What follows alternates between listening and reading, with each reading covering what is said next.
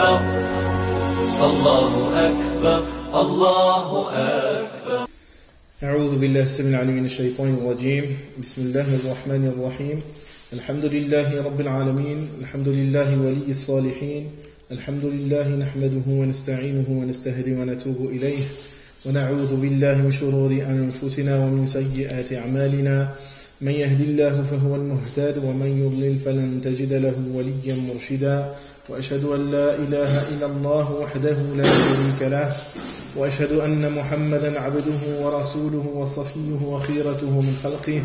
اللهم صل وسلم وبارك على سيدنا محمد وعلى آله وأصحابه أجمعين ومن تبعهم بإحسان إلى يوم الدين. رب اشرح لي صدري ويسر لي أمري واحلل عقدة من لساني يفقه قولي. سبحانك لا علم لنا إلا ما علمتنا إنك أنت العليم الحكيم. سبحانك لا فهم لنا إلا ما فهمتنا إنك أنت الجواد الكريم. ولا حول ولا قوة إلا بالله العلي العظيم. ربنا إنا نعوذ بك أن نشرك بك شيئا نعلمه ونستغفرك لما لا نعلمه. ما بعد, السلام عليكم wa rahmatullahi wa barakatuh. Donc on remercie Allah subhanahu wa ta'ala qui nous a permis de nous réunir dans sa maison pour se faire le rappel et pour pouvoir partager un moment de foi. On remercie Allah Azza wa Jal parce que ces moments sont des moments dans lesquels, alhamdulillah, les bénédictions et la quiétude d'Allah Azza wa Jal donc descendent sur ses serviteurs. C'est des moments dans lesquels Allah subhanahu wa ta'ala aussi permet de faire descendre aussi la miséricorde, d'un moment dans lesquels les anges sont présents et des moments aussi dans lesquels nous sommes mentionnés auprès d'Allah subhanahu wa ta'ala. Aussi, on remercie Allah Azza wa Jal pour ce bienfait.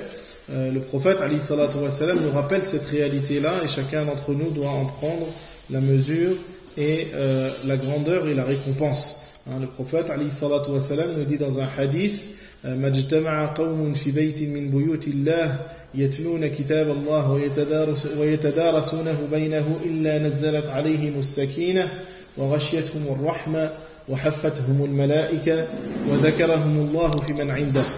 Le prophète nous dit dans un hadith que l'on trouve chez l'imam al-Bukhari ou Muslim, il n'y a pas un groupe de personnes qui se réunissent dans une des maisons d'Allah Azza wa Jal, soit pour y lire son livre, soit pour l'étudier, sans que la quiétude, sakina, descende sur eux, que la miséricorde ne les enveloppe, que les anges ne les entourent et qu'ils soient mentionnés auprès d'Allah subhanahu wa ta'ala.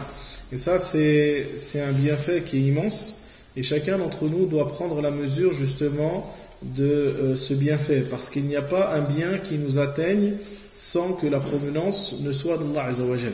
Ma asabaka min hasanatin fa min Allah. Il n'y a pas une bonne action qui t'atteigne sans qu'elle ne provienne d'Allah subhanahu wa ta'ala.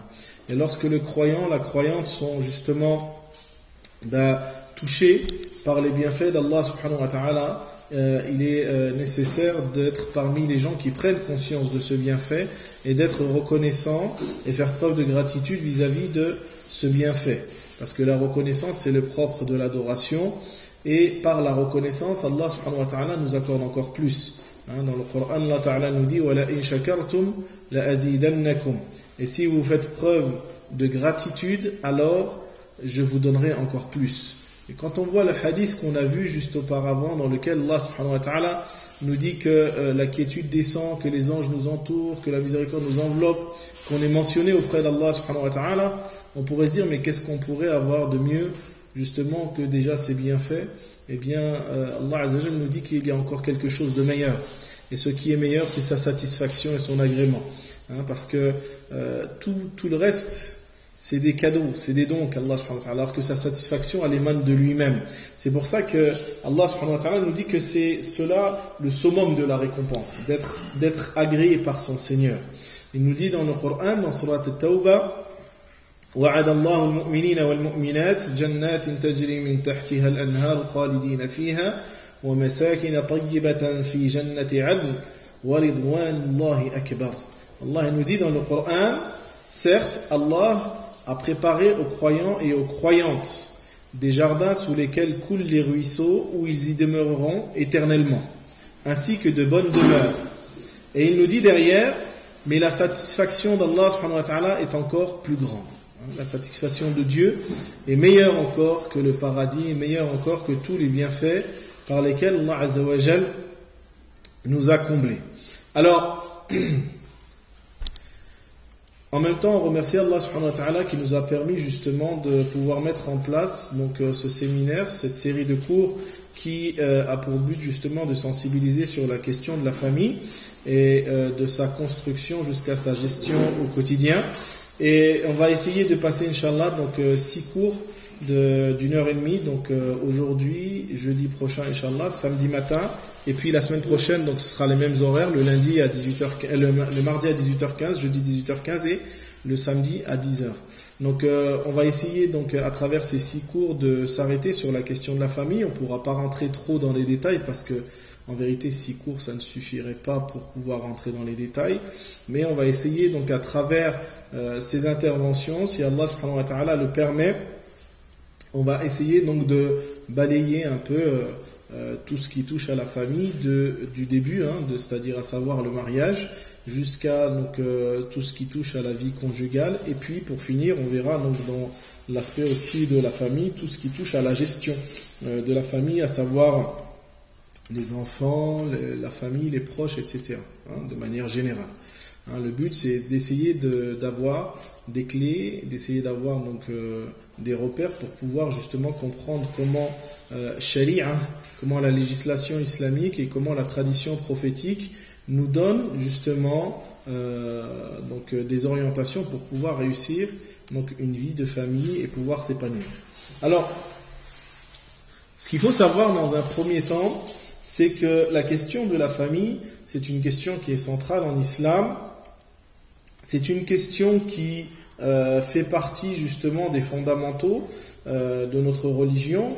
Et la question de la famille, Allah subhanahu wa ta'ala nous dit que justement c'est lui qui a fait en sorte qu'elle existe. Et c'est lui qui a choisi justement cette voie pour pouvoir créer justement des liens, que ce soit par la parenté ou par l'alliance. Il nous rappelle cette évidence dans le Coran, dans Surat Al-Furqan, Surat 25, dans lequel il nous dit وَهُوَ الَّذِي خَلَقَ مِنَ الْمَاءِ وَهُوَ الَّذِي خَلَقَ مِنَ الْمَاءِ بَشَرًا فَجَعَلَهُ نَسَبًا وَصِهْرًا وَكَانَ رَبُّكَ قَدِيرًا. Allah Azza wa Jal nous dit dans le Coran, et c'est lui qui vous a créé, ou c'est lui qui a créé à partir de l'eau des êtres humains qu'il a unis soit par le lien de parenté, nasaban, ça veut dire le lien de parenté. Donc c'est lui qui a créé, donc c'est lui qui a créé à partir de l'eau des êtres humains, et il les a unis par des liens de parenté, et il les a unis aussi par un lien d'alliance. Sihra, c'est le lien d'alliance. Nasab, c'est le lien de parenté à travers le sang, tel que justement le fils, le père, donc l'oncle, etc. Et Sihra, c'est le lien de parenté par l'alliance, à savoir donc par le mariage. Alors, parmi les lois, puisqu'Allah Azza wa Jal, lorsqu'il a créé cet univers, il a établi des lois. Donc il nous dit dans le Coran وَخَلَقَ كُلَّ شَيْءٍ بِمِقْدَارٍ. Et il a créé toute chose avec une juste mesure. Il y a établi des lois, des règles, de façon à ce que cet univers soit harmonieux. Et ça, grâce donc à la grandeur d'Allah Azza wa Jal qui crée toute chose selon une pleine mesure. Et donc, parmi les lois qu'Allah subhanahu wa ta'ala a établies dans l'univers, il est le fait justement de fonder une famille et de vivre en couple. Et c'est une loi qui est une loi générale, une loi qui est constante et qui s'applique en vérité à toute la création, pas seulement les êtres humains, mais c'est une règle, cette notion de couple, c'est une règle qu'il a établie de manière générale à toute sa création. Il nous dit dans un verset, donc وَمِن كُلِّ شَيْءٍ خَلَقْنَا زَوْجَيْنِ لَعَلَّكُمْ تَذَكَّرُونَ. Et de toute chose, nous avons créé un couple afin que vous réfléchissiez. Et c'est vrai que lorsqu'on observe dans la création de Dieu, toute chose qu'Allah Azza wa Jal a créée, il l'a créée en couple. Même dans la végétation, dans la faune, dans la flore, etc. Et ça donc, pour que ce soit pour nous un signe pour méditer et réfléchir sur la grandeur et la création d'Allah Azza wa Jal. Allah Ta'ala il a créé cette vie, c'est pas pour qu'on la regarde comme ça et qu'on passe sans y méditer. Allah Ta'ala nous dit dans le Coran, Inna fi khalqis samawati wal ardi wa ikhtilafil layli wan nahar la ayatin li ulil albab. Il y a certes dans la création des cieux et de la terre, ainsi que la succession des jours et de la nuit, des signes pour les gens doués d'intelligence. Les gens doués d'intelligence, ce sont ceux qui observent justement la création d'Allah Azza wa Jal et qui y voient à travers cette observation justement la présence du divin. الذين يذكرون الله قياما وقعودا وعلى جنوبهم ويتفكرون في خلق السماوات والأرض ربنا ما خلقت هذا باطلا سبحانك فقنا عذاب النار. Allah Ta'ala nous dit que ceux qui sont doués d'intelligence sont ceux qui évoquent leur Seigneur debout, assis, étendu sur le flanc et qui méditent sur la création, qui lorsqu'ils méditent sur la création des cieux et de la terre, ils disent gloire à toi Seigneur, tu n'as pas créé cela en vain, préserve-nous du châtiment du feu. Donc la méditation, l'observation de ce qui nous entoure doit nous ramener et nous rapprocher justement du divin.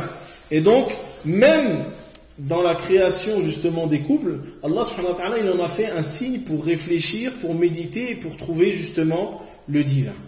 Aussi, Allah subhanahu wa ta'ala il a voulu que la vie en couple, puisque c'est la première étape, lorsqu'on parle de fonder une famille et de la construire, la vie en couple, Allah subhanahu wa ta'ala, donc c'est le système qu'il a choisi justement pour fonder cette famille et pour aussi mettre en place la procréation et perpétuer justement l'espèce humaine. C'est une des raisons pour lesquelles Allah Azza wa Jalla a créé les choses en couple, c'est pour que les espèces se perpétuent. Parce que s'il ne les avait pas créées en couple, toutes ces espèces, elles disparaîtraient parce qu'elles ne seraient pas capables justement de se reproduire. Et donc Allah Azza wa Jalla il a mis en place justement le système du mariage et le fait de vivre en couple pour perpétuer l'espèce, et notamment l'espèce humaine, pour qu'elle puisse justement se multiplier et perpétuer la vie sur terre. Et donc, dans ce sens-là, chacun des époux va jouer un rôle qui est un rôle déterminant, un rôle majeur, justement dans la concrétisation de ces buts-là, à savoir justement de procréer et de se multiplier et de faire en sorte de perpétuer la vie sur terre. Allah Azza wa Jalla nous rappelle cette évidence-là et il nous dit Ya ayyuhan nas ittaqu rabbakum alladhi khalaqakum min nafsin wahidah وخلق منها زوجها وبث منهما رجالا كثيرا ونساء واتقوا الله الذي تساءلون به والأرحام إن الله كان عليكم رقيبا. Allah Azza wa Jalla nous rappelle cette évidence lorsqu'il nous dit dans Surat Nisa, le premier verset, ô vous les gens, craignez votre Seigneur qui vous a créé à partir d'une âme unique, nafsun wahida, qui est Adam alayhi salam. الذي خلقكم من نفس واحدة وجعل منها زوجها. Et il a tiré à partir d'elle, de cette âme unique qui est Adam alayhi salam, son épouse. Donc Allah Ta'ala dit يا أيها الناس اتقوا ربكم الذي خلقكم من نفس واحدة وجعل منها زوجها وبث منهما رجالا كثيرا ونساء. Et puis de leur union, il a parlé de leur union, et de leur union, il a créé en nombre des hommes et des femmes. Il a créé en nombre des hommes et des femmes. Alors Allah subhanahu wa ta'ala, dans le Coran, il a fait justement de cette union un engagement solennel, ce qu'on appelle en arabe al-mithaq al-ghalidh. Al-mithaq al-ghalidh, cet engagement solennel, qui est cette union, qui est la première étape justement pour constituer et construire un foyer, une famille, eh bien, cet engagement solennel qui est mentionné 3 fois dans le Coran, et pour vous dire à quel point la question de l'union et du mariage c'est quelque chose de fondamental, parce que ce terme al-mithaq ou al-ghalidh, il n'est employé que 3 fois dans le Coran. Parmi les moments où Dieu le cite dans le Coran à travers sa parole, c'est lorsqu'il rappelle l'engagement des prophètes à transmettre la parole de Dieu aux gens. Et il parle de al-mithaq al-ghalidh. Wa akhadhna minkum mithaqan ghalidha. Et nous avons pris de vous un engagement solennel, en parlant justement des prophètes. Il nous en parle aussi lorsqu'il nous rappelle le récit des fils d'Israël qui ont pris l'engagement de suivre donc l'obéissance et les lois de Dieu lorsque Allah subhanahu wa ta'ala a édifié devant eux le mont Sinaï. وَأَخَذْنَا مِنْكُمْ مِيثَاقًا غَلِيظًا. Il dit encore. Et lorsque on a élevé devant vous Jabal Tor, et qu'on vous a dit ne rentrez pas dans cette la tadkhulul khaliyata, donc le verset qui nous parle où il nous dit de ne pas rentrer dans la cité sans au préalable s'être prosterné, et qu'il dit et nous avons pris d'eux dans Surat An-Nisa, et nous avons pris de vous un engagement solennel. Et donc le troisième moment où il parle de l'engagement solennel, c'est lorsqu'il parle justement des époux et qu'il dit en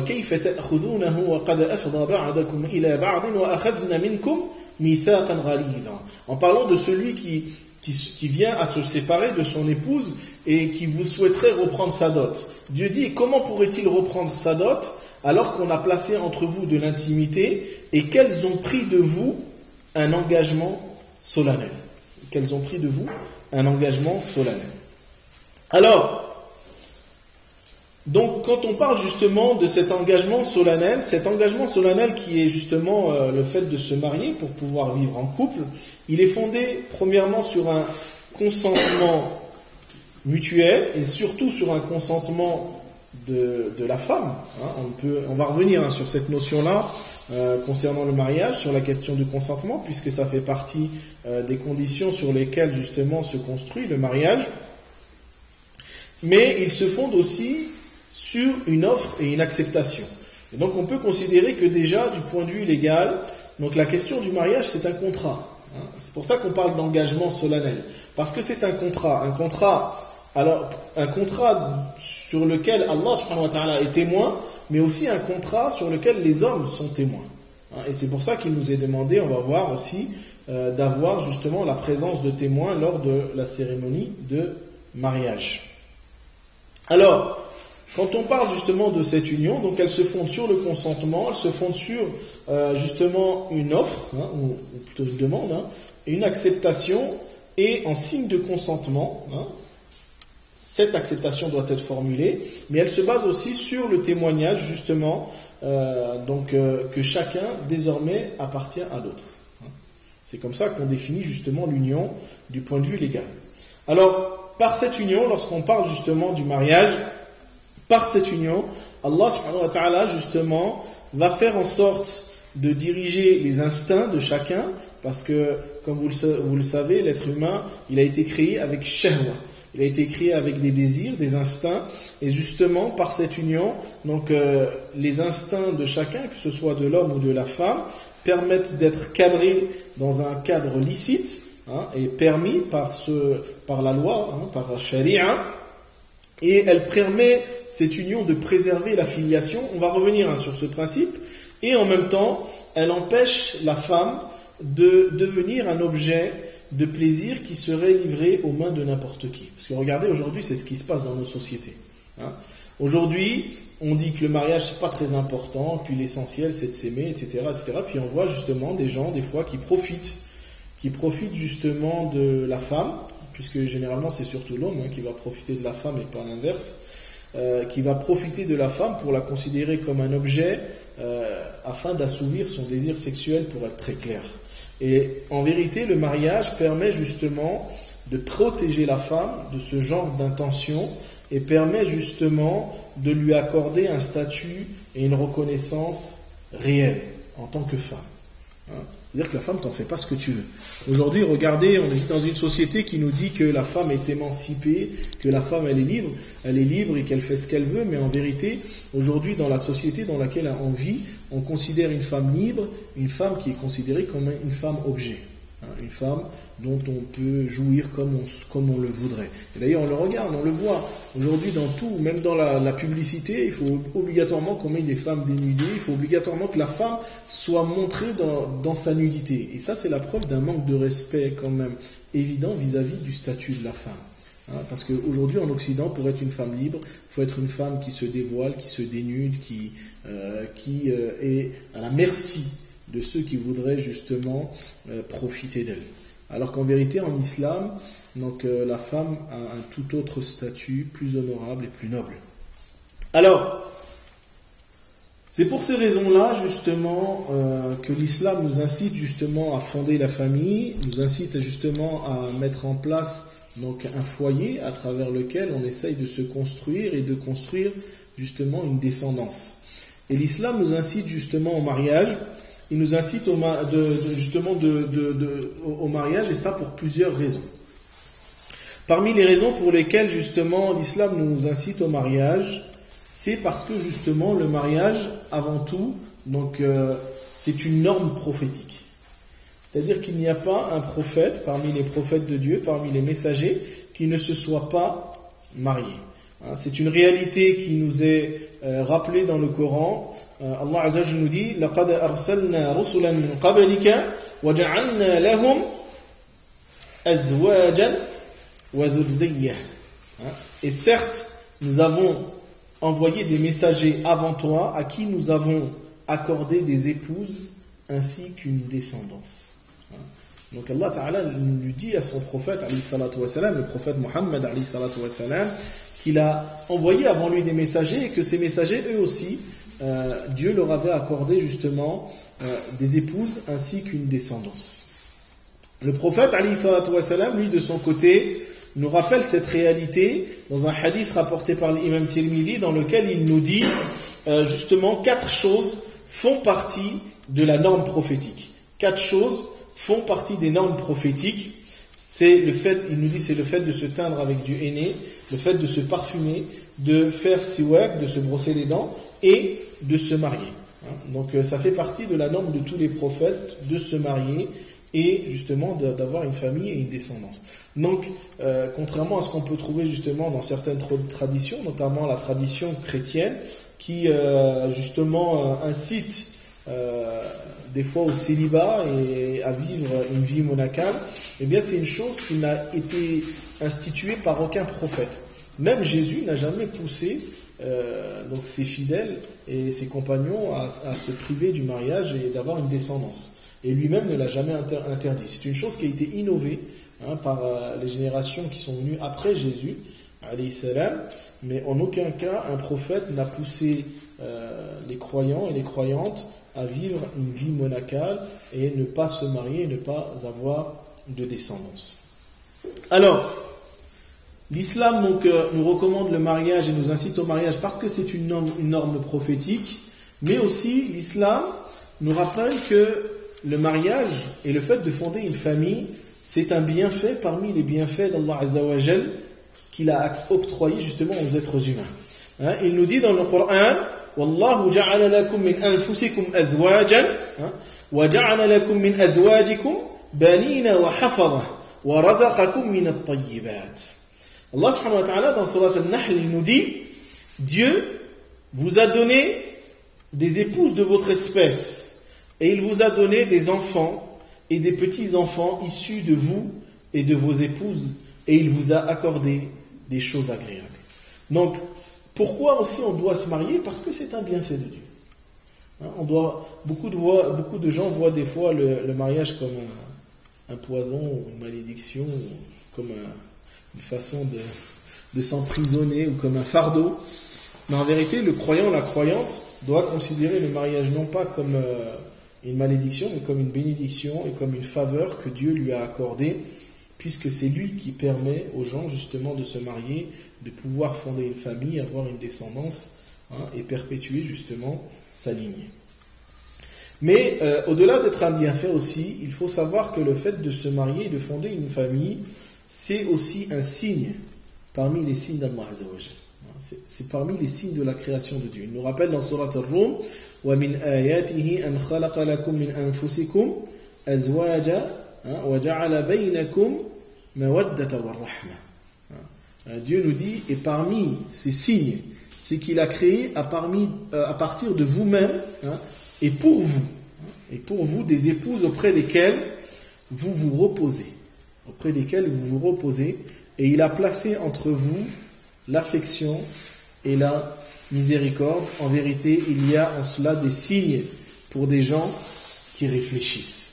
Vous voyez qu'Allah subhanahu wa ta'ala, il a fait aussi le fait de se marier et de fonder une famille, un signe, une façon de chercher et de trouver le divin. Alors, la question qu'on pourrait se poser chacun d'entre nous, c'est pourquoi se marier? Tiens, pourquoi je me marierais?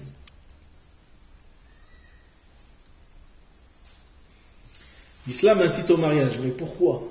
Pourquoi moi je devrais me marier? Quels sont les effets profitables que le mariage pourrait engendrer justement au niveau de l'individu, mais aussi au niveau de la collectivité et plus généralement au niveau du genre humain? Parce qu'Allah Ta'ala, il ne va pas nous demander de faire une chose s'il n'y a pas quelque chose de profitable à travers la chose qu'il nous demande de faire. Il faut savoir que chaque ordre, que chaque prescription divine, elle a pour finalité le bien-être des êtres humains. Toutes, sans exception. Tout sharia, toute la législation islamique dans son entièreté, l'objectif et la finalité voulue, c'est le bien-être des êtres humains. Quelle que soit la prescription. C'est-à-dire que si Dieu nous ordonne une chose, ou s'il nous recommande une chose, c'est pour le bien-être des êtres humains.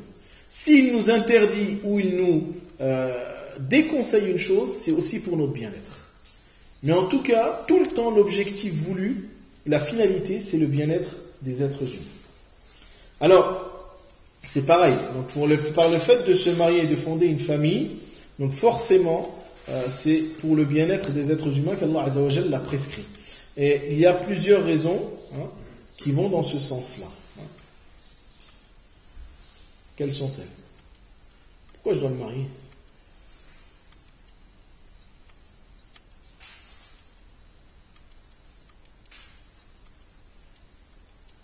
Pas de raison? Vous voyez pas pour vous un bienfait au mariage? Oui, mon frère. C'est Naam. Je vais développer ça et puis après je te donne la parole.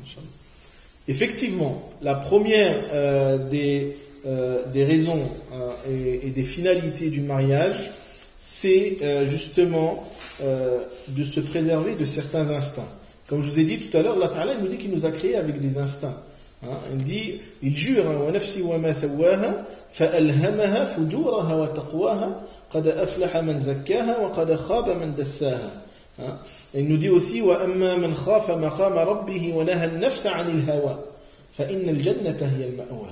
Allah subhanahu wa ta'ala nous dit, et par là, mais celui qui l'a façonné et qui lui a inspiré autant les notions de bien et de mal, certes sera purifié, certes sera gagnant celui qui va la purifier, et certes sera perdant celui qui va la souiller. Il nous dit aussi, quant à celui qui a craint la majesté de son Seigneur, puis a interdit à son ego les passions, celui-là aura pour refuge le paradis. Donc Allah Azza wa Jalla nous apprend que l'être humain il a été créé justement avec une partie de lui qui est une partie céleste, qui est le souffle divin, Ar-Ruh. Ar-Ruh, c'est cette partie du souffle divin qui est en chacun d'entre nous et qui nous fait reconnaître naturellement l'existence d'Allah Azza wa Jalla, ce qu'on appelle Al-Fitra. Ar-Ruh, c'est cette conscience qui est au fond de nous et qui nous dit qu'effectivement, Allah subhanahu wa ta'ala, il existe.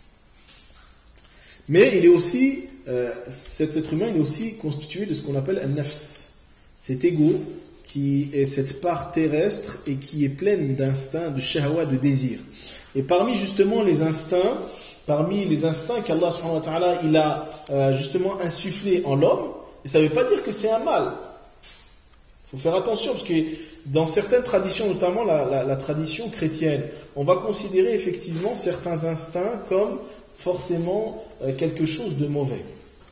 Et il faut faire attention d'avoir cette conception-là, parce que c'est pas nous, c'est Allah qui nous a créés comme ça. Il nous dit dans le Coran, زُيِّنَ لِلنَّاسِ حُبُّ الشَّهَوَاتِ مِنَ النِّسَاءِ وَالْبَنِينَ وَالْقَنَاطِيرِ الْمُقَنطَرَةِ مِنَ الذَّهَبِ وَالْفِضَّةِ وَالْخَيْلِ الْمُسَوَّمَةِ وَالْأَنْعَامِ وَالْحَرْثِ ذَلِكَ مَتَاعُ الْحَيَاةِ الدُّنْيَا وَاللَّهُ عِنْدَهُ حُسْنُ الْمَآبِ. Allah subhanahu wa ta'ala dit, nous avons enjolivé à l'homme l'amour des femmes, des enfants, des trésors thésaurisés d'or et d'argent, ainsi que les montures décorées, le bétail et les terres. Et ceci fait partie des jouissances de ce bas monde. Donc c'est une chose qu'Allah Ta'ala il a enjolivée au cœur des êtres humains. C'est pas une chose qui est forcément mauvaise. Mais elle devient mauvaise ces choses lorsque justement elles ne sont pas cadrées, elles ne sont pas limitées aux limites qu'Allah Azza wa Jalla nous a fixées. Donc l'être humain il est constitué d'instincts. il est constitué de désirs, ce qu'on appelle le shahwa. Zuyina linnasi hubbu shahwa. Nous avons enjolivé aux hommes l'amour des femmes, des enfants. Donc il y a plusieurs choses sur lesquelles l'être humain peut s'attacher, peut avoir un amour, un désir. Et notamment, justement, la question de la femme. Donc Allah Ta'ala ne nous dit pas que c'est quelque chose qui est mauvais, puisque c'est lui qui nous l'a enjolivé. Par contre, ce qui devient effectivement problématique, c'est lorsque ce désir et cet instinct poussent l'homme à transgresser les limites d'Allah Azza wa Jalla. Et donc, justement, parmi les raisons pour lesquelles on doit se marier, on doit inciter au mariage, c'est pour justement préserver les instincts. Et notamment, justement, l'instinct qui est le désir sexuel, puisqu'il est le plus violent, entre guillemets, et le plus permanent aussi chez les êtres humains, et plus chez l'homme que chez la femme. Et donc, du coup, le mariage, c'est un terrain justement naturel, qui est idéal, pour justement assouvir cet instinct dans un cadre qui soit légal, et en plus de cela, un cadre dans lequel Allah Azza wa Jalla va te récompenser. Le prophète alayhi salatu wassalam nous rappelle justement que l'âme, Allah Ta'ala il l'a créée, elle ne cesse de lutter. Laqad khalaqna al-insana fi kabad. Nous avons créé l'être humain dans une lutte perpétuelle. Et cette lutte, c'est une lutte contre les instincts, contre les désirs. C'est ça. Quant à celui qui a craint la majesté de son Seigneur et a interdit à son ego les passions. Donc les passions, elles sont de plusieurs types. Elles peuvent être liées aux biens matériels, elles peuvent être liées à la nourriture, elles peuvent être liées justement au désir charnel, et elles peuvent être liées aussi à l'amour de soi. C'est les principaux types de désirs et de shahwa qui existent. Et donc, il est nécessaire pour chaque musulman, chaque croyant, chaque croyante, justement de faire en sorte que ces désirs, non pas de les rejeter, les considérant comme une chose qui soit mauvaise, mais plutôt de les cadrer dans un statut légal licite. Allah Ta'ala ne nous dit pas que justement le fait d'avoir d'avoir de l'estime pour soi, ça soit mal. Mais lorsque cette estime, elle te pousse à te croire meilleur que les autres, c'est problématique. Allah subhanahu wa ta'ala ne t'interdit pas d'acquérir les biens de ce bas monde. Au contraire, même lorsqu'il parle de la prière du vendredi, il nous pousse à cela. فَإِذَا قُضِيَتِ الصَّلَاةُ فَانْتَشِرُوا فِي الْأَرْضِ وَابْتَغُوا مِنْ فَضْلِ اللَّهِ. Et lorsque la prière est finie, alors répandez-vous sur terre et cherchez les bienfaits d'Allah. Donc Allah Ta'ala ne nous interdit pas d'acquérir des biens matériels. Il ne nous interdit pas non plus d'avoir de l'estime de soi. Il ne nous interdit pas non plus d'apprécier les bonnes choses. Puisque le prophète nous dit « Inna Allah jamilun yuhibbul jamal » Dieu est beau et il aime ce qui est beau. Donc c'est pas interdit d'acquérir des choses qui sont belles. D'ailleurs Allah Ta'ala il dit dans Surat Al-A'raf قُلْ مَنْ حَرَّمَ زِينَةَ اللَّهِ الَّتِي أَخْرَجَ لِعِبَادِهِ وَالطَّيِّبَاتِ مِنَ الرِّزْقِ قُلْ هِيَ لِلَّذِينَ آمَنُوا فِي الْحَيَاةِ الدُّنْيَا خَالِصَةً يَوْمَ الْقِيَامَةِ. Allah il dit, dis, qui donc a interdit les choses pures et licites qu'Allah Ta'ala a fait sortir de la terre, ainsi que les bonnes subsistances? Dieu répond en disant, elles sont pour les croyants dans ce bas monde, et elles leur seront exclusives dans la vie dernière. Donc Dieu ne nous interdit pas tout ça. Mais dans le verset d'avant, qu'est-ce qu'il nous dit? Ya bani Adama, khudhu zinatakum inda kulli masjidin, wa kulu washrabu, wa la tusrifu, innahu la yuhibbul musrifin. Ô fils d'Adam, parez-vous ou habillez-vous de vos plus belles parures lorsque vous vous rendez dans les mosquées, et mangez et buvez, mais ne soyez pas dans l'excès. Car Dieu n'aime pas les gens qui sont dans l'excès. C'est ça qui nous est reproché. C'est pas le fait d'aimer ou pas aimer, c'est pas le fait d'avoir shahwa ou pas shahwa. Mais c'est de tomber dans l'excès. Et l'excès, il est défini justement par hududullah. Il est défini par les limites qu'Allah Azza wa Jal il a permises. Et donc cet instinct qui est aussi l'instinct charnel, du désir charnel, eh bien Allah subhanahu wa ta'ala ne nous demande pas de le réprimer, de le rejeter, mais il nous demande de le cadrer dans un statut légal qui est celui justement du mariage. Le prophète alayhi salatu wa salam nous dit dans un hadith, après il faut le prendre toujours, il ne faut pas le prendre de façon littérale, hein, ça je m'adresse surtout aux sœurs, mais il faut essayer d'en comprendre la finalité et ce qui est voulu. Il nous dit dans un hadith, la femme se présente à l'homme sous les traits de la tentation, et elle se retire sous les traits de la tentation. Si l'un d'entre vous aperçoit chez l'une d'elles quelque chose qui lui plaît, alors qu'il se tourne vers son épouse, voilà ce qui ôtera ce qu'il avait à l'esprit. Voilà. En gros, qu'est-ce qu'il nous dit le prophète ? C'est de manière générale, l'homme, en parlant de l'homme, donc il peut justement, lorsqu'il voit la femme, ressentir un désir pour elle. Et le prophète nous dit que justement, le cadre qui permet de se préserver, de se protéger, c'est l'épouse. Il ne dit pas qu'il faut rejeter ce désir, mais il dit qu'il doit être cadré à travers justement l'épouse. Et que ça fait partie justement de la nature de l'homme.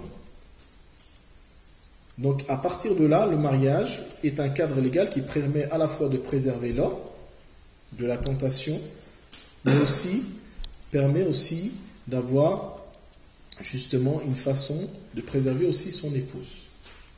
Alors ça, c'est la première raison. La deuxième raison, mon frère, tu disais tout à l'heure. Ça permet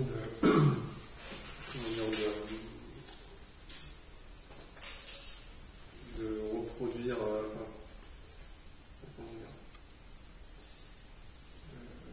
de perpétuer la vie. La deuxième grande raison aussi pour laquelle je dois me marier, c'est effectivement celle-ci. Premièrement, je dois me préserver. Et c'est pour ça que je vous dis que, contrairement à d'autres traditions, notamment dans la tradition chrétienne, vous voyez, nous, lorsque vous revenez sur les traditions justement judéo-chrétiennes, on va plutôt aborder la question du mariage comme une façon de procréer. Et on met souvent, d'ailleurs, la vie de couple et ce qui touche au couple, la finalité, c'est la procréation, souvent. Alors qu'en islam, c'est pas forcément que ça. En islam, on n'aborde pas la question du couple et même de l'intimité dans le couple uniquement dans le but de procréer.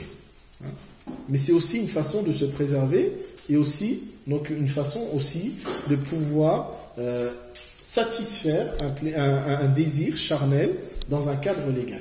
Parce qu'en aucun cas, justement, l'islam ne réprouve cette réalité-là. Mais aussi, le mariage, comme tu l'as précisé, mon frère, c'est aussi la voie qui est une voie idéale, celle qu'Allah Azza wa Jalla a choisie pour avoir justement des enfants et perpétuer justement la vie, tout en protégeant, et ça c'est important parce que on se dit on peut très bien avoir des enfants en dehors d'un cadre marital, hein, soyons clairs, il y a des gens qui ont des enfants, ne sont pas mariés. Mais le mariage c'est un cadre idéal à la fois pour avoir des enfants, mais aussi pour préserver la filiation. Parce que préserver aussi la filiation, c'est quelque chose d'important. Et l'islam y accorde une grande importance. Parce que aujourd'hui, on trouve des gens, subhanallah, ils ont des enfants, des fois ils savent même pas d'où ils viennent leurs enfants parce qu'ils savent même pas comment ils les ont eus. Et puis ça détruit justement la filiation. On se trouve avec des enfants des fois qui connaissent pas leur filiation, connaissent pas leurs origines, connaissent pas leur père, connaissent pas leur mère. Et ça détruit la société parce qu'en vérité, la société elle est constituée justement d'un ensemble de familles qui vont la constituer. Et c'est pour ça qu'aujourd'hui, vous savez, l'un des objectifs pour contrôler, pour pouvoir avoir la maîtrise sur la société, c'est de justement faire en sorte de détruire la cellule familiale. Aujourd'hui, on vit dans une société qui se veut, une société qui veut construire des individus qui deviennent des objets de production pour servir les desseins d'une minorité de personnes qui ont l'argent et qui ont le pouvoir.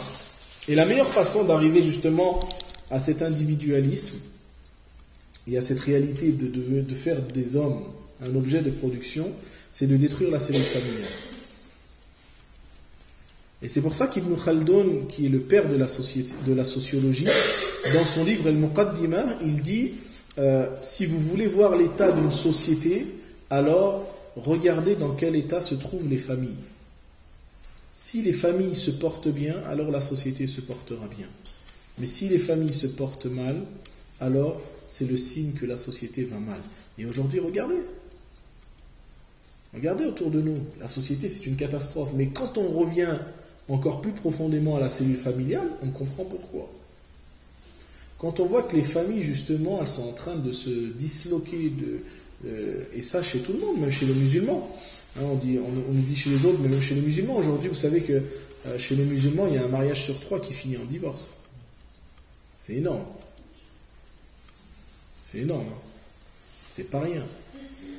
Donc, c'est la preuve quand même que il y a un problème quelque part. Et bon, les facteurs, ils sont multiples. On pourra y revenir quand on en parlera, quand on parlera justement de la question de la vie conjugale et ce qui permet de faciliter cette vie.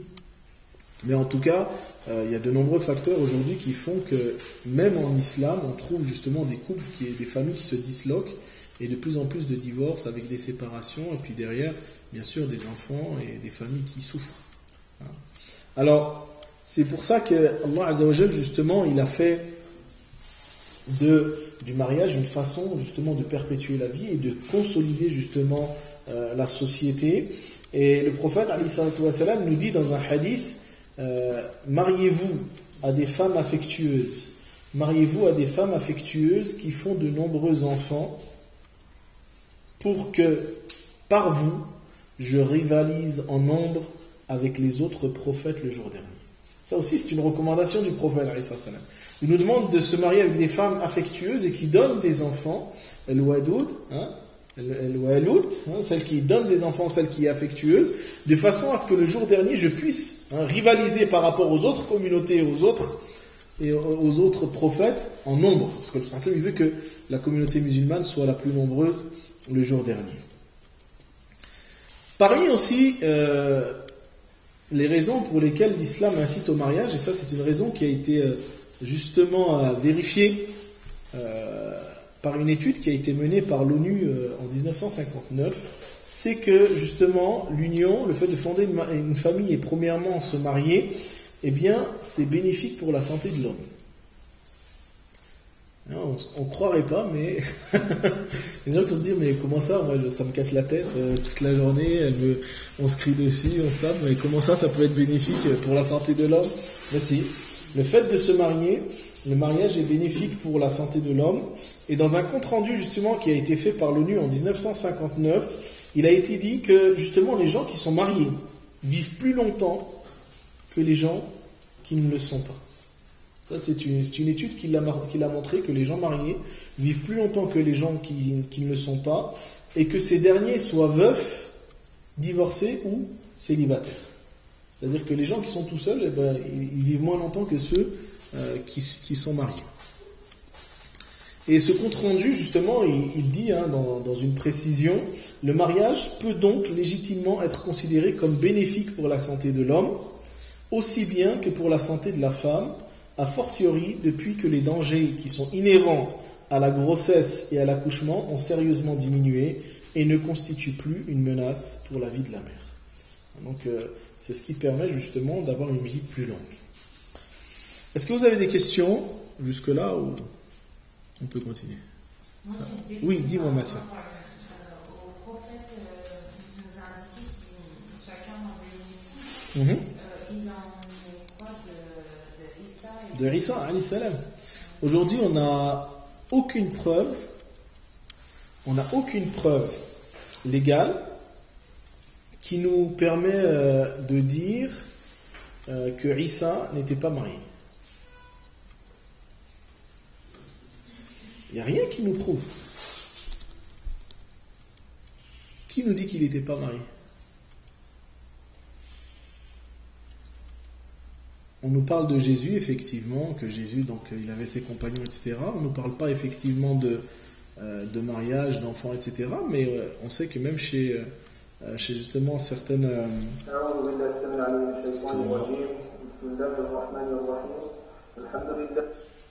Donc, comme je vous ai dit, donc il y a certains qui pensent que effectivement Jésus, alayhi salam, s'est marié, il a eu des enfants. Même au sein de l'Église catholique, pas catholique, mais au sein de l'Église chrétienne, il y a certaines personnes qui mettent en avant justement le fait que Jésus ait pu être marié normalement, notamment avec Marie-Madeleine, c'est une chose qui a été avancée. Là-dessus, on n'a aucune preuve, effectivement, mais on n'a pas non plus de preuve du contraire. Donc, tant qu'on n'a pas la preuve Du contraire, on ne peut pas non plus dire qu'il n'a pas été marié. On ne peut pas affirmer, et encore nous on pourrait le dire puisque c'est Dieu qui l'a dit, c'est pas nous. Dans le Coran, Allah Ta'ala dit que chaque messager, nous n'avons pas envoyé de messager avant toi sans que nous lui ayons accordé des épouses, ainsi qu'une descendance. Donc à partir du moment qu'Allah Azza wa Jal il affirme que les messagers de Dieu ont eu des épouses et une descendance, nous on y prête foi, parce que c'est pas nous qui le disons, c'est Allah. Après, est-ce que ça veut dire que Jésus lui-même, en termes d'individu, il a une épouse? Allahu a'lam. Parce qu'Allah, il parle en généralité. Nous n'avons envoyé de messagers. Mais on sait que Isa alayhi salam parmi les messagers. Et on ne peut pas aujourd'hui penser que Jésus ait décidé de ne pas vouloir se marier. Pour une raison simple. C'est que les messagers et prophètes sont des modèles dans tous les domaines. Donc à partir du moment où on considère que les prophètes et messagers sont des modèles, ça veut dire aussi qu'en matière justement d'union, eh bien ils sont aussi des modèles et des guides. D'accord?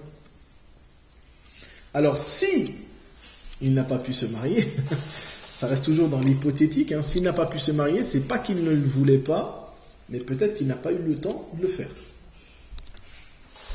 D'accord, Adja? Mais en aucun cas on doit considérer la chose autrement. Allahu a'lam. Alors,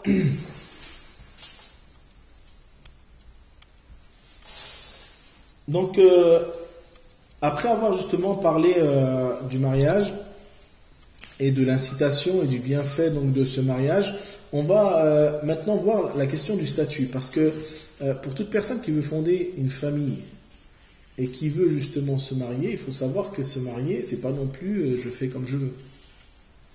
Mais avant tout, donc, il faut déjà avoir l'intention de savoir pourquoi je veux me marier, et surtout, est-ce que je suis, on va en parler par la suite, est-ce que je suis en capacité ou pas d'assumer ce contrat.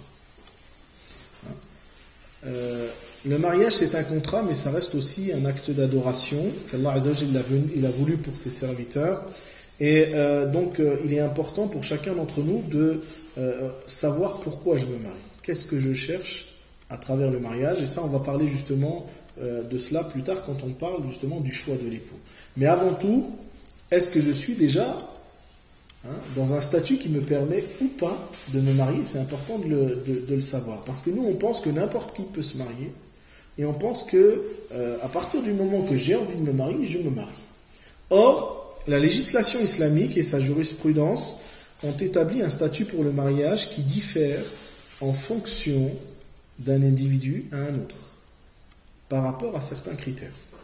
Et le statut du mariage, justement, il peut prendre différentes normes juridiques en fonction, justement, de la réalité dans laquelle le musulman ou la musulmane se trouve.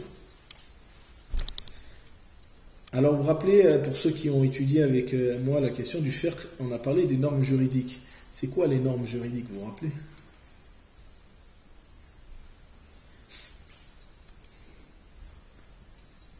Qu'est-ce que l'ahkam shar'iyya? Qu'est-ce que sont les normes juridiques?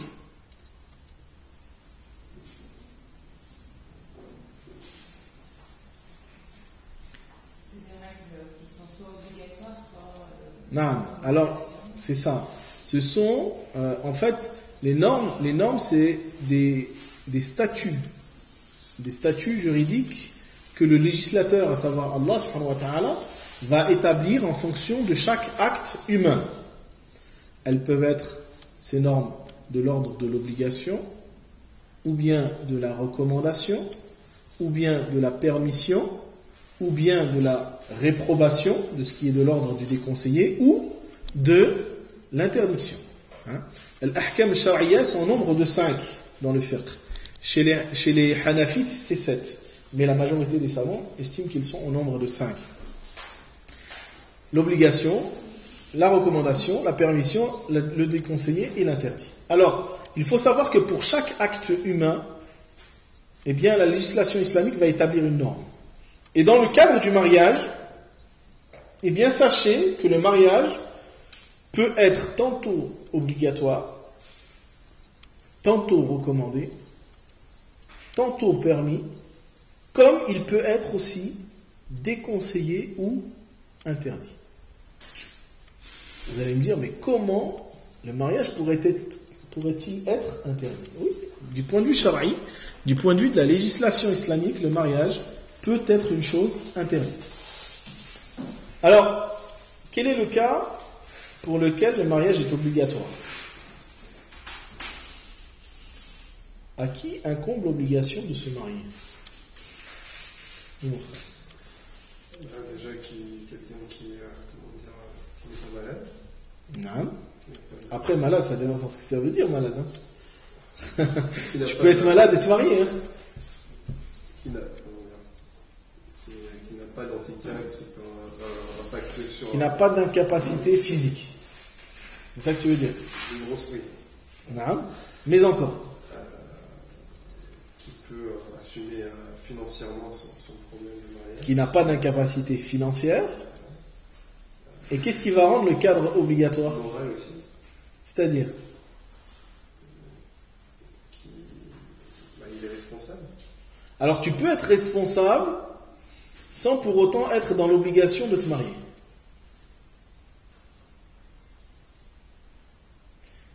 Qu'est-ce qui va pousser à l'obligation pour une personne qui est en capacité financière et physique de pouvoir assumer un mariage? Qu'est-ce qui va faire que ce mariage est obligatoire et pour un autre ça ne l'est pas?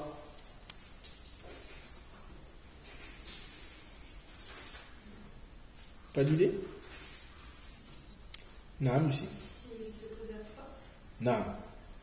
L'obligation, elle sera prescrite à partir du moment où la personne, elle redoute de commettre le péché. C'est-à-dire qu'elle n'arrive pas à se maîtriser, qu'elle a peur de tomber dans le péché et de commettre justement zina. Dans ce cas-là, pour cette personne-là qui est en capacité physique et financière de se marier, eh bien, il lui est obligé de se marier. Parce que là, il y a une nécessité de se préserver. D'accord ? On avait questionné justement l'imam al-Qurtubi à ce sujet, et il a dit que justement, qui a la possibilité de se marier et craint de nuire à sa propre personne, craint de nuire à sa propre personne, ou bien de nuire à sa religion, en restant célibataire, n'éloignera ses craintes que si il se marie, et il y a un ijma', il y a un consensus sur le point que le mariage s'impose à une telle personne. C'est-à-dire que tous les savants sont d'accord pour dire que le mariage s'impose à une personne qui justement craint de tomber dans le péché. D'accord ?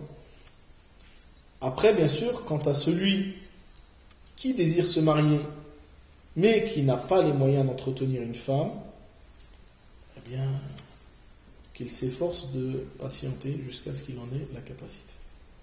Parce qu'il ne suffit pas de se dire « je veux me marier parce que j'ai peur de tomber dans le péché », alors que je ne suis pas en mesure d'assumer une femme. Dans ce cas-là, comme dit le prophète dans un hadith, aux jeunes gens, que celui d'entre vous qui a la possibilité de se marier, qu'il le fasse. Cela rend le regard plus décent et les parties intimes plus chastes. Quant à celui qui ne le peut pas, qu'il jeûne, cela émoussera ses ardeurs. Donc le prophète, il n'a pas dit celui qui n'est pas en mesure, c'est pas grave qu'il se marie quand même. Non, il doit jeûner pour apprendre à maîtriser et à avoir justement le dessus sur ses instincts. Mais en aucun cas, parce que j'ai peur de tomber dans le péché, je me marie alors que je ne suis même pas en mesure de pouvoir assumer un mariage. D'accord ? Ça c'est important. Après, bien sûr, assumer, ça reste relatif. C'est pas non plus... faut absolument que tu aies une villa ou que tu touches 5 000 euros par mois, etc. Non. De quoi permettre à l'épouse de pouvoir manger, se loger, se vêtir convenablement. D'accord ? Après, ça reste relatif d'un contexte à un autre.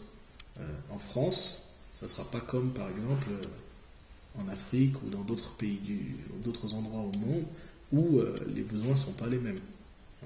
Par exemple, en France, avoir un frigo, un four, tout ça, ça reste une chose qui est nécessaire. Mais en Afrique, dans certains villages, t'as ta petite hutte, t'as pas de frigo, t'as rien du tout, et puis les gens, ils arrivent à vivre malgré l'absence justement de ce confort-là. Donc il faut savoir justement évaluer les besoins, il faut savoir évaluer la nécessité en fonction du contexte et du lieu dans lequel on se trouve. Mais, oui.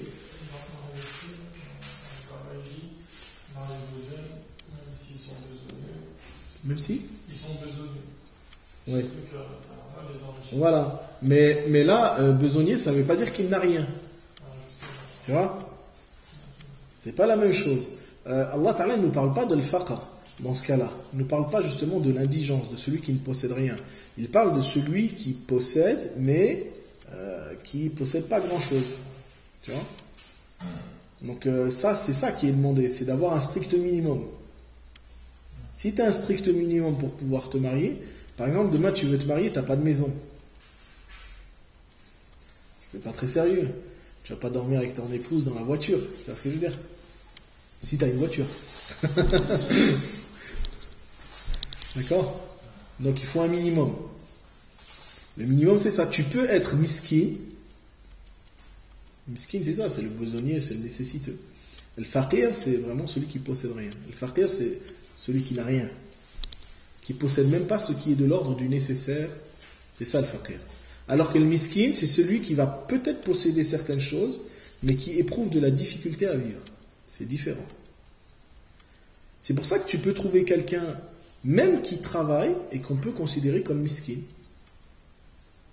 Parce qu'il n'arrive pas à joindre les deux bouts, parce que peut-être il a beaucoup de charges, et il n'arrive pas à joindre donc, facilement les deux bouts. Tu vois ce que je veux dire? Alors qu'il travaille, il a peut-être une maison, il a une voiture, il a certaines choses, mais il galère. Et bien lui, la zakat par exemple, elle lui est valide. On peut lui donner. À côté de ça, en opposition, tu peux trouver quelqu'un qui n'a rien, mais pourquoi? Parce qu'il n'a pas envie de travailler. Il n'a pas envie de faire des efforts. Eh bien, dans ce cas-là, les savants disent que la zakat, pour lui, elle est pas... On ne doit pas lui accorder. Parce qu'il ne fait pas d'efforts. Tu vois? Donc, il faut faire attention à celui qu'on va vraiment statuer comme étant miskin. Le miskin, ça ne veut pas dire qu'il n'a rien. Mais ça reste quand même la question d'apporter un strict minimum, ça reste une condition pour la validation du mariage. Si tu n'es pas en mesure de pouvoir assumer ton épouse, pourquoi tu veux te marier? Ça suffit pas d'avoir justement le fait de vouloir se préserver, ça suffit pas. Il faut aussi que tu accordes aussi à l'autre. Parce qu'il ne faut pas oublier que cette femme avec qui tu vas te marier, peut-être elle était chez sa famille, qu'elle mangeait tous les jours, qu'elle était nourrie, logée, vêtie correctement. Toi, elle va venir vivre chez toi, elle va rien manger, elle va avoir faim, elle va pas avoir de maison, elle va vivre avec des haillons, tu vois, c'est pas très correct comme échange quand même. Elle était quand même mieux là où elle vivait. Donc nous, il ne faut pas qu'on se marie pour accorder à nos épouses une vie qui est misérable, c'est pas le but. Après, si Allah subhanahu wa ta'ala nous éprouve par la pauvreté, c'est autre chose. Mais c'est pour ça que même à l'époque du prophète alayhi salam, la plupart des gens de Al-Sufa, les plus pauvres, parmi les compagnons qui vivaient à la mosquée, etc., c'était des gens célibataires. C'était pas des gens mariés. Et pourtant, ils étaient à la mosquée, ils étaient avec le prophète, mais le prophète il leur a pas dit, venez, il faut qu'on leur trouve des femmes. Parce qu'ils n'étaient pas en mesure d'assumer des femmes. Abu Huraira, il est resté longtemps célibataire avant de se marier. Parce qu'il n'avait pas les moyens de pouvoir assumer un couple. Vous voyez? Parce que c'est une responsabilité, quoi qu'il en soit. Alors, le mariage est obligatoire dans ce cas précis. Par contre, il est recommandé, lui, lorsque justement la personne elle rentre dans le cadre d'avoir la capacité financière et physique de se marier.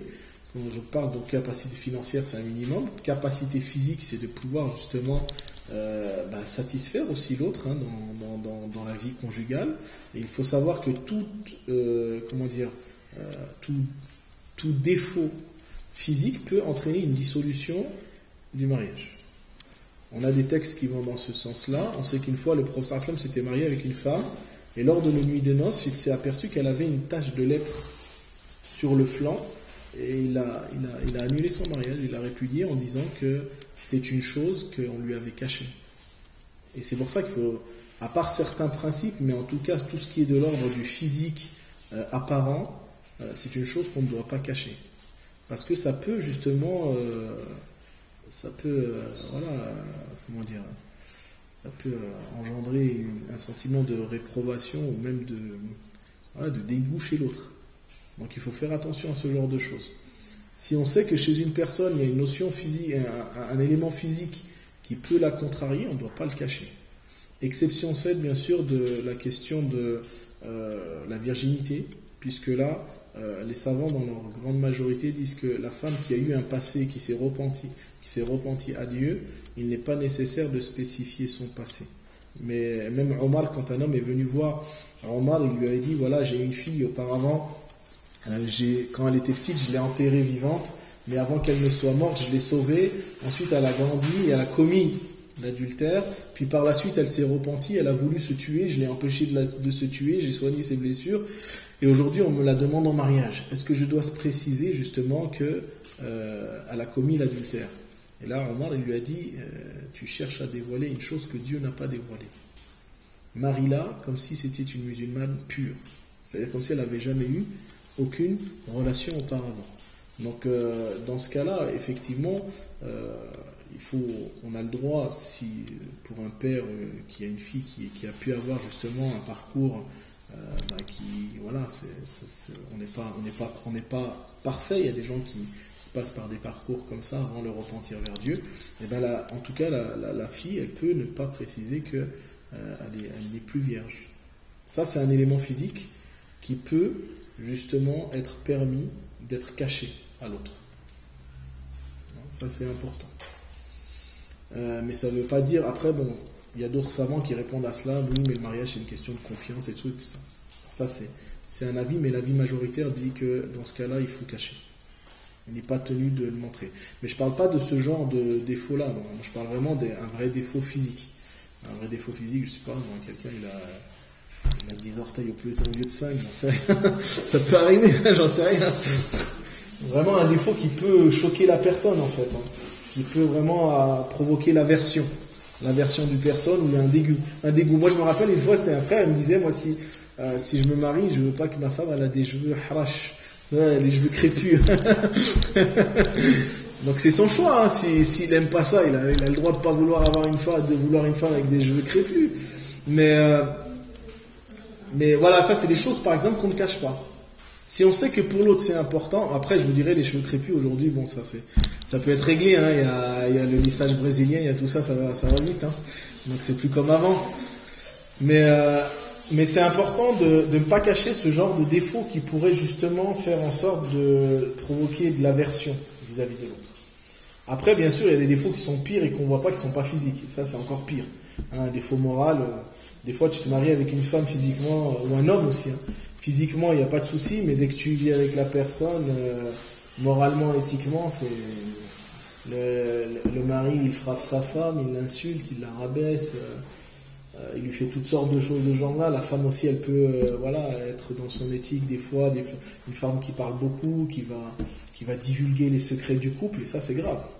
Vous savez que le prophète me dit, parmi les gens qui auront la pire des places le jour dernier, c'est celui qui avait vécu un moment intime avec son conjoint et qui par la suite va le raconter aux autres. Parmi les pires des gens le jour dernier.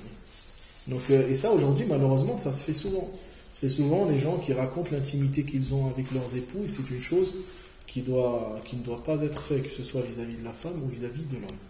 Alors, quand on parle de la recommandation dans le mariage, c'est le fait justement qu'on puisse être en capacité physique et financière d'assumer son couple, mais sans pour autant être tenté. C'est-à-dire que c'est recommandé de se marier si je ne suis pas exposé au péché et que j'ai la capacité de me marier. Dans ce cas-là, ça reste quand même une recommandation. L'islam, en aucun cas, comme je l'ai dit tout à l'heure, nous a demandé de vivre une vie qui est une vie monacale. Ça ne fait pas partie de nos traditions, la question de devenir moine ou bonne sœur ou des choses comme ça. On peut être religieux, on peut être proche de Dieu, on peut être pieux, tout en étant marié et en ayant des enfants. Le prophète, alayhi salatu wassalam, il nous dit justement dans un hadith qui est rapporté par Tabarani, que Dieu a substitué à la vie monacale la religion naturelle. Il a substitué à la vie monacale la religion naturelle qui est l'islam, qui permet justement d'avoir des épouses et d'avoir une descendance. Et de son côté, l'imam Bayhaqi rapporte aussi, d'après Abu Umama al-Bahili radiyallahu anhu, que le prophète a dit: mariez-vous que je rivalise en nombre avec les autres communautés et ne soyez pas comme les chrétiens qui pratiquent la vie monacale. Ne soyez pas comme les chrétiens qui pratiquent la vie monacale. De même, de son côté, le compagnon du prophète, Ibn Abbas, a dit que les adorations du dévot ne sont vraiment complètes que lorsqu'il se marie.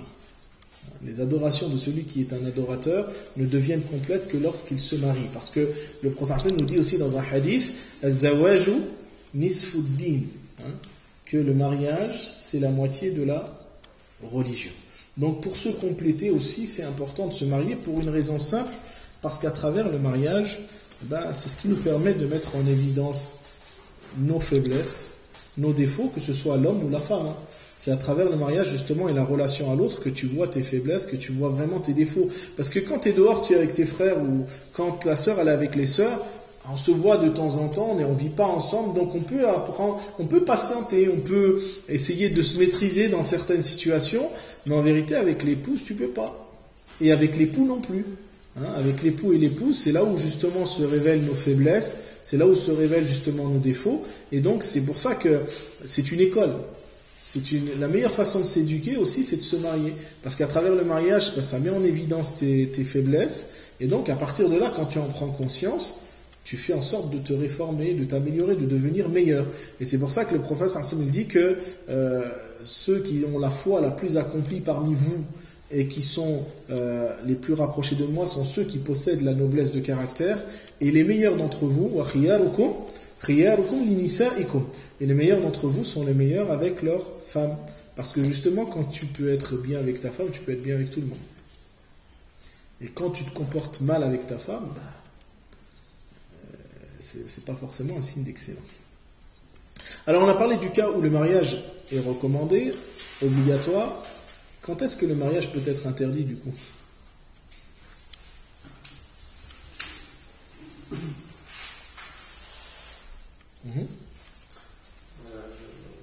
Lorsqu'il est en incapacité, lorsqu'il a un handicap, on va dire, un certain handicap, il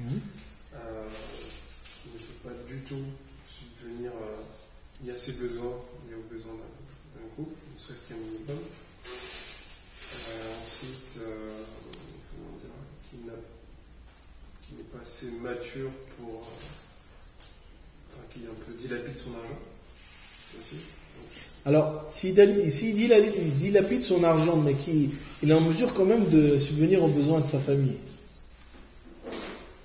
malgré le fait de dilapider son argent, s'il arrive à subvenir aux besoins de sa famille, il ne rentre pas dans le cadre de l'interdiction. Tu vois ce que je veux dire ? Il faut vraiment... C'est détestable, mais pas forcément interdit. C'est pour ça qu'en vérité, on parle de la question de l'interdiction lorsqu'on est dans l'incapacité d'assumer. C'est vraiment une question d'incapacité.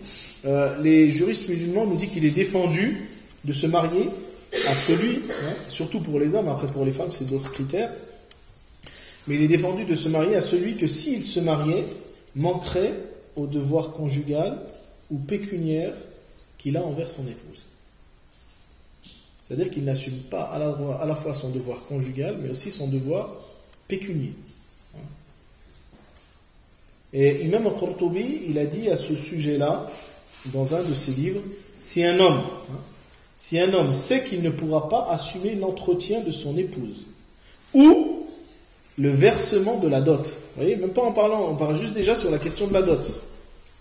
Et ça, les gens qui viennent voir nos sœurs, qui nous disent, moi je veux me marier avec toi, je te donne 5 euros, c'est la baraka, machallah. Non.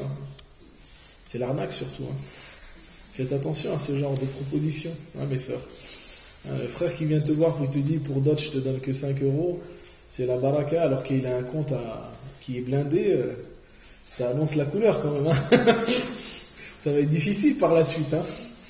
Ça montre déjà quand même qu'il n'est pas très généreux. Alors, regardez le prophète quand il s'est marié avec Khadija, c'était 20 jeunes chamelles.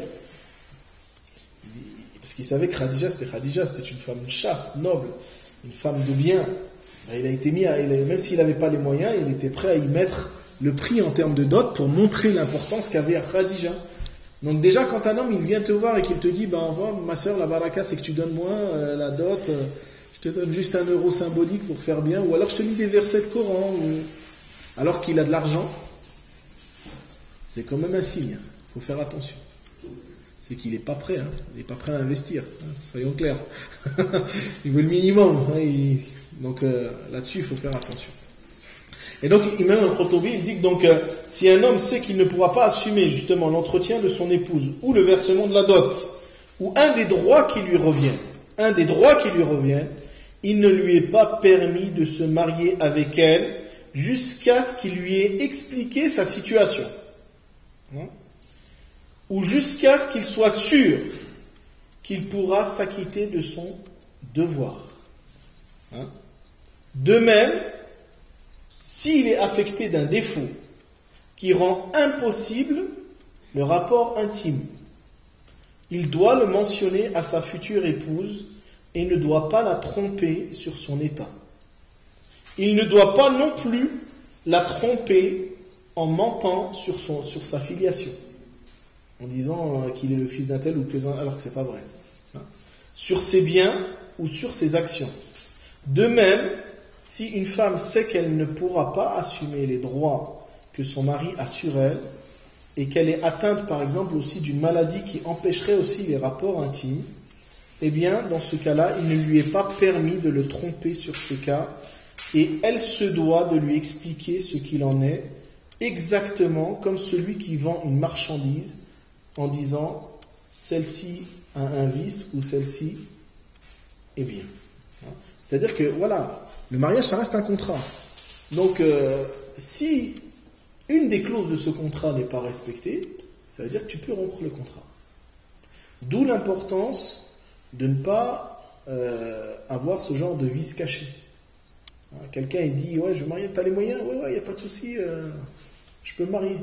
Et il y en a combien qui font ça? Des gens qui viennent voir des familles, qui viennent voir des pères, qui expliquent qu'ils ont les moyens de pouvoir assumer, et puis après rien du tout. Quand je dis rien du tout, c'est rien du tout, jusqu'à ce que les parents, la fille elle est obligée de demander de la nourriture à ses propres parents.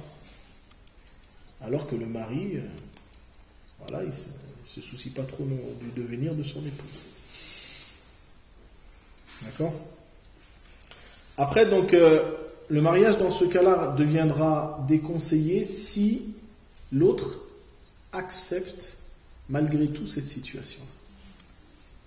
C'est-à-dire que si l'autre accepte que la personne ne puisse pas l'assumer, qu'elle peut assumer financièrement. Par exemple, une femme, elle a les moyens de pouvoir assumer un foyer, elle a de l'argent, Khadija, elle avait de l'argent. Donc une femme a de l'argent, elle a les moyens de pouvoir assumer l'aspect financier, et bien si elle accepte que son mari, il n'a pas les moyens et qu'elle est prête à assumer cette responsabilité-là, le mariage peut être conclu, mais il reste quand même déconseillé. Ça reste déconseillé. Comme aussi le fait qu'il puisse avoir, que ce soit l'homme ou la femme, justement un défaut physique. C'est-à-dire que si l'un des deux accepte la situation, ça reste déconseillé parce que sur le coup, on peut accepter cette situation-là. Mais au fur et à mesure avec le temps, ça peut devenir aussi quelque chose de contraignant et qui devient insupportable pour l'autre. Combien de personnes qui ont accepté la situation de l'autre, que ce soit dans l'incapacité financière ou physique, au moment du mariage, et avec le temps, ça devient une source de reproches, de disputes, et de dire à l'autre qu'il n'est pas, soit qu'il n'est pas un homme ou que la femme n'est pas une femme. Je vous le dis, c'est des réalités. Au début, on dit non, il n'y a pas de problème, j'accepte, c'est bon, j'assume. Et puis après, au bout d'un moment, ouais, t'es un incapable, tu ne travailles pas, alors que lui, c'est pas qu'il ne travaille pas, il ne peut pas travailler, il n'a pas trouvé de travail. Vous voyez, par exemple. Ou alors, physiquement, il n'est pas en mesure aussi de pouvoir satisfaire son conjoint. Et là, c'est pareil. Si tu as accepté dès le début, il faut que tu assumes. Il ne suffit pas de dire oui au moment, et puis après, une fois qu'on est justement sur le fait accompli, qu'on vit les choses au quotidien, que cette réalité, on la rejette. C'est pour ça que je vous dis, il faut faire très attention. Et c'est pour ça que ça reste déconseillé. C'est-à-dire que même si tu peux le faire, vaut mieux ne pas le faire pour éviter justement les complications qui pourraient venir derrière. Mais par contre, si la personne, elle prend quand même l'engagement de le faire, que ce soit l'homme ou la femme, elle consent à se marier, ou l'homme se marie, que la femme, elle accepte, ou bien que l'homme accepte les défauts qui pourraient rendre la vie conjugale moins agréable, dans ce cas-là, il faut l'assumer jusqu'au bout. Aujourd'hui, il y a des gens pour qui ça marche très bien, alhamdoulilah. On voit des témoignages de gens qui se marient avec, par exemple, un homme qui va se marier avec une femme handicapée, qui lui manque des membres, ou des trucs comme ça n'empêche pas de vivre pleinement sa vie de couple, tant mieux. Il y a l'inverse aussi, il y a des femmes aussi qui se marient avec des hommes handicapés, pour qui ça ne pose aucun problème. Mais dans ce cas-là, comme j'ai dit, il faut assumer jusqu'au bout. C'est pas un jour tu commences à remettre en question cette réalité-là, alors qu'on l'a acceptée lorsque la personne est venue demander la main, ou lorsque la personne a consenti à se marier avec toi. D'accord? Est-ce que ça va jusque-là ou pas? Vous avez des questions? Non? C'est clair? S'il n'y a pas de questions, Inch'Allah, on va s'arrêter là, parce que ça fait... Non, il nous reste encore un quart d'heure, excusez-moi. Donc, on va poursuivre, Inch'Allah. Donc, sur la question, justement, des choix des époux. Alors, comme je vous ai dit, quand on va pour se marier... Donc, on se marie, donc il faut savoir pourquoi je me marie, quelle est l'intention, et c'est cette intention justement qui va justement apporter la manifestation ou la réalisation de ce pourquoi je veux me marier. Et c'est ça aussi qui va me motiver aussi dans le choix de celui ou de celle avec qui je veux me marier. Si je veux avoir de l'argent, il faut que je trouve quelqu'un de riche. Si je veux avoir une bonne filiation, je vais essayer de trouver quelqu'un qui a une bonne filiation. Si je veux quelqu'un de beau, je vais essayer de trouver quelqu'un de beau. Comme le dit le prophète, on va revenir dessus. Mais de manière générale, ce qu'il faut savoir, c'est que ce soit l'époux ou l'épouse, mais surtout l'épouse, elle doit être pour l'homme justement une source de quiétude, comme la femme, comme l'homme aussi doit être une source de quiétude pour son mari. Pourquoi? Parce qu'ils partagent leur vie, et l'épouse, c'est celle qui est la maîtresse de la maison. Elle reste la maîtresse de la maison, elle reste la mère des enfants, c'est elle qui doit être l'élu justement du cœur de son mari. Ça doit être aussi la confidente, celle qui doit justement préserver l'honneur, comme il dit Allah Ta'ala, donc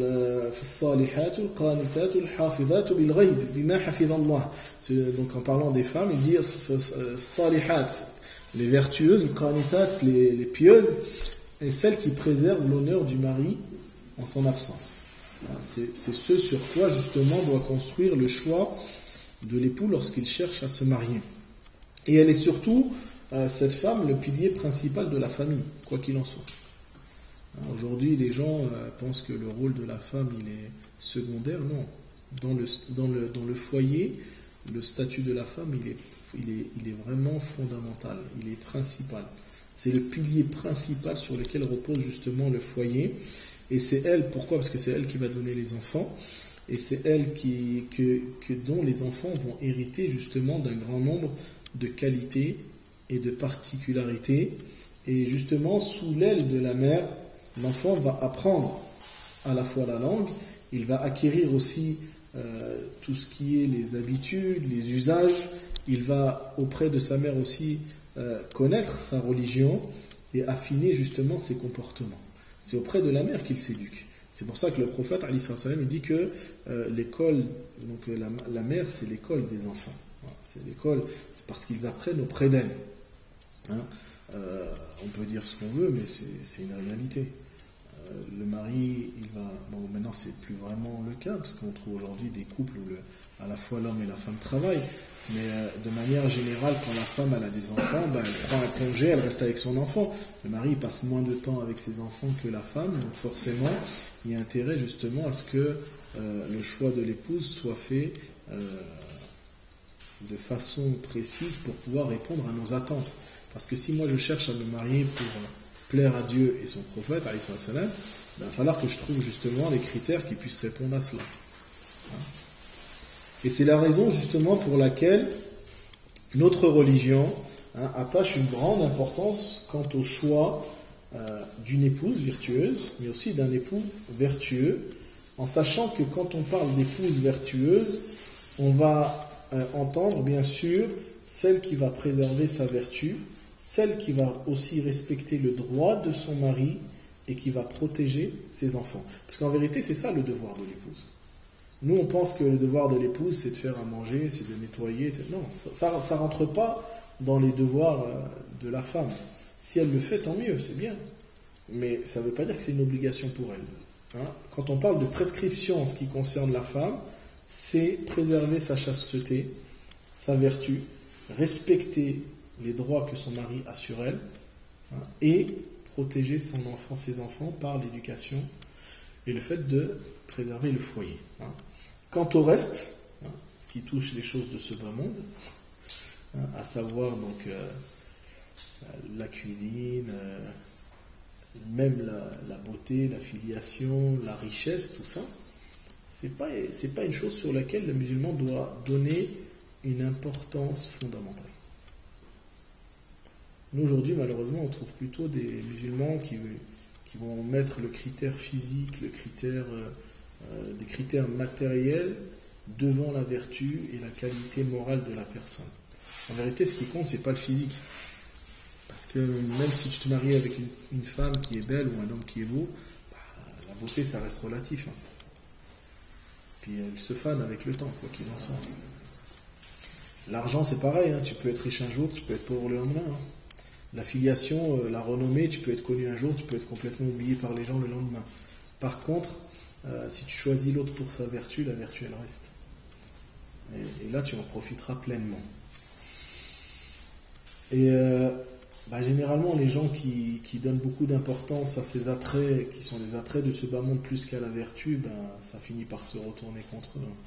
Et ça, c'est une mise en garde que nous a fait le prophète, alayhi salatu wassalam. Dans un hadith, il nous dit: gare à vous d'avoir à vous marier avec ce qu'on appelle khadra ad-diman. Khadra ad-diman, et là le prophète on a dit au prophète, au messager d'Allah, c'est qui khadra ad-diman? Qui sont ces genres de femmes qu'on appelle khadra ad-diman?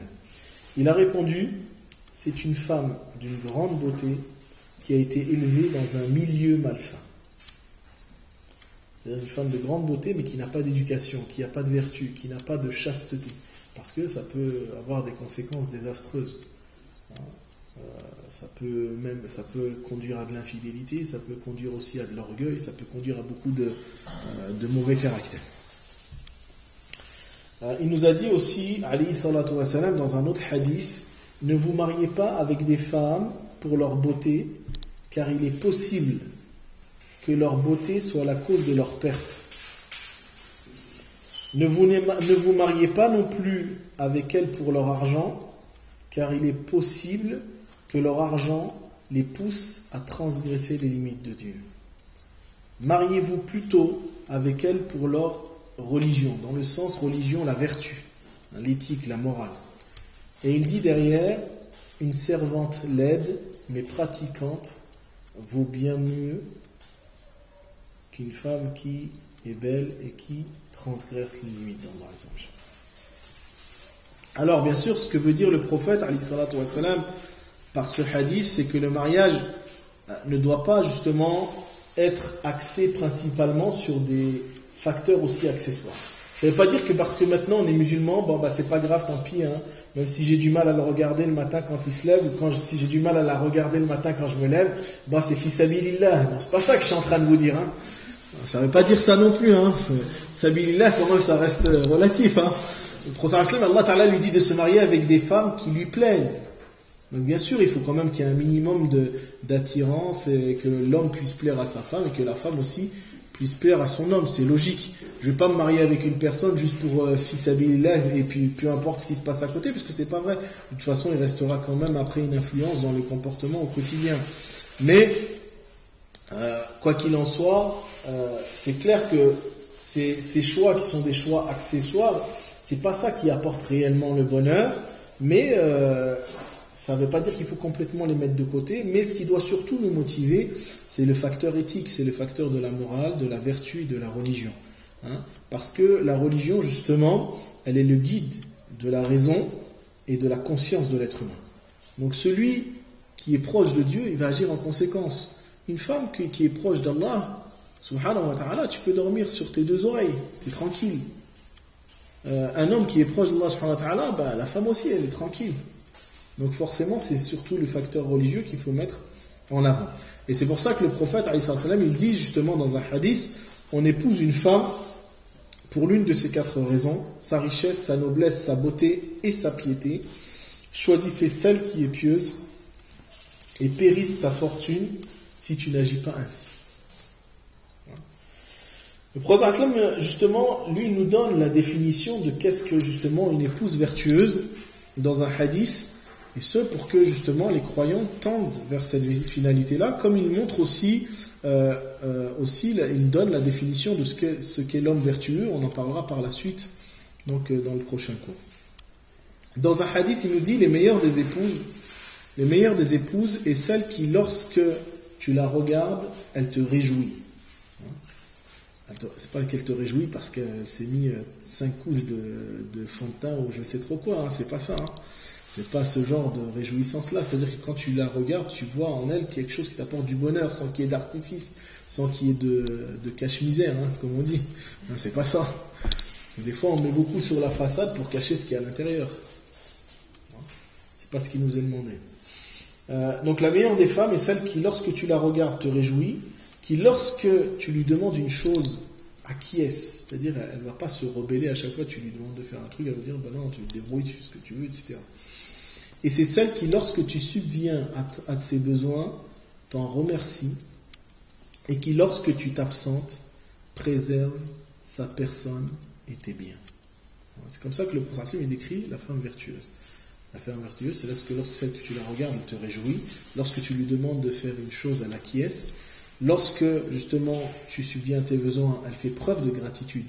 Parce qu'il y a des femmes, elles te disent « Ouais, t'as jamais rien fait pour moi. » Sauf que l'homme, il travaille pour elle, subvient à ses besoins, il fait des cadeaux, etc. Mais il n'a jamais rien fait pour elle. Des fois, dès qu'elle est énervée, « Ouais, tu m'as jamais fait du bien, tu m'as fait que du mal. » Puis des fois, l'homme aussi, c'est pareil avec sa femme. Il oublie le bienfait qu'elle a pu lui faire. Il oublie que tous les jours, elle lui fait à manger, qu'elle lui lave ses affaires, que sa maison elle est propre, etc. Puis il lui dit, ouais, tu fais jamais rien. Ah, tu fais jamais rien. Ou alors, une fois qu'il lui a fait à manger 2 fois la même chose par jour, oh là là, tu fais toujours la même chose à manger. Donc ça c'est une forme d'ingratitude. Alhamdoulilah, une fois, Omar, alors qu'il était calife, un homme était venu le voir pour se plaindre du comportement de sa femme. Parce qu'elle, des fois, lui criait dessus. Et il va aller chez Omar, et lorsqu'il va s'approcher de chez Omar, il va entendre que la femme de Omar, elle crie sur Omar.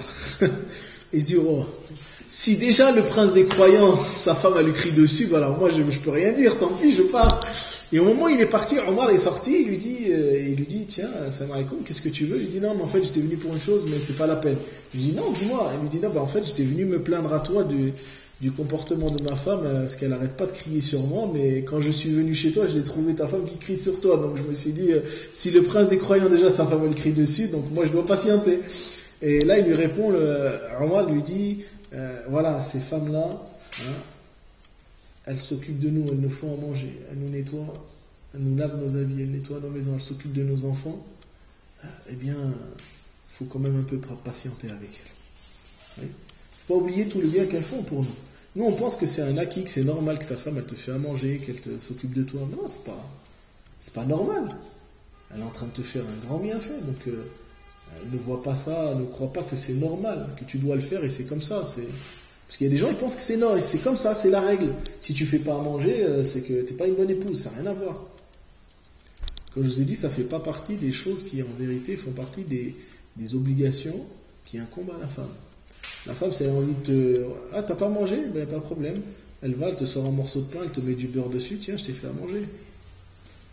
Elle t'a fait à manger. Donc après, toi, si elle te fait mieux, alhamdoulilah, sois content qu'elle te fait mieux.